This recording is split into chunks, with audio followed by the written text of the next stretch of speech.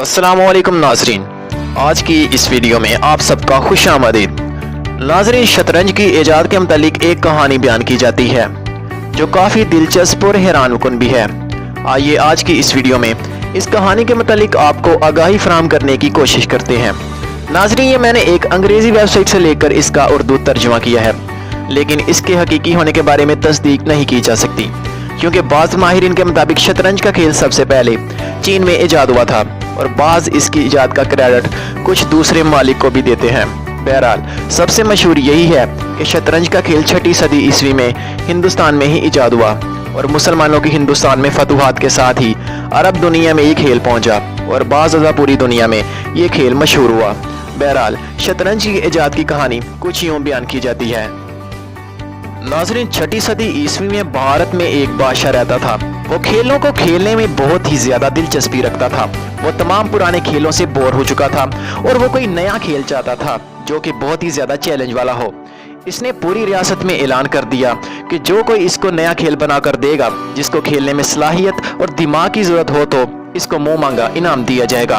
बहुत से लोगों ने बादशाह को मुख्तलिफ खेल पेश किए, लेकिन बादशाह मुतमईन नहीं हुआ, क्योंकि वो कोई मुश्किल और चैलेंज वाला खेल चाहता था। आखिर साथ वाली रियासत से एक गरीब रियाजीदान, जिसका नाम शायद चतरंगा था, इसने बादशाह के सामने एक खेल पेश किया जिसका इसने नाम चतरंग बताया, जो कि अब बिगड़कर शतरंज हो गया है। इसमें दो फौजों को आमने सामने करके एक बोर्ड के ऊपर खेला जाता है, जिसके 64 खाने होते हैं, जिसमें बादशाह, वजीर, हाथी, घोड़ा, तोप और प्यादा होते हैं। हर खिलाड़ी की चालें मुख्तलिफ होती हैं। जिसका बादशाह मारा जाए वो हार जाता है। बादशाह इस दिलचस्प खेल को देखकर बहुत ही ज्यादा खुश हुआ और इसने इस गरीब रियाजीदान से इसकी ख्वाहिश पूछी। इसने कहा, मेरी सिर्फ ये ख्वाहिश है कि आप मुझे इस खेल के बोर्ड की पहले खाने पर चावल का एक दाना दें और दूसरे खाने पर दुगना यानी 2 दें और तीसरे खाने पर पिछले खाने से दुगना कर दें यानी 4 दाने। इसी तरह हर खाने को पिछले खाने से दुगना कर दें। बादशाह ने कहा, इतनी छोटी सी ख्वाहिश, तुम कोई हीरे जवाहरात और सोना चांदी क्यों नहीं मांग लेते?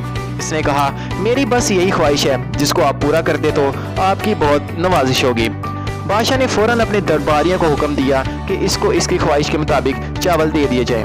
लेकिन अगले ही दिन इसके दरबारी और वो गरीब रियाजीदान दोबारा दरबार में हाजिर हुए और बादशाह से कहने लगे, बादशाह सलामत, हम आपकी पूरी सल्तनत को बेचकर भी इस रियाजीदान की ख्वाहिश पूरी नहीं कर सकते।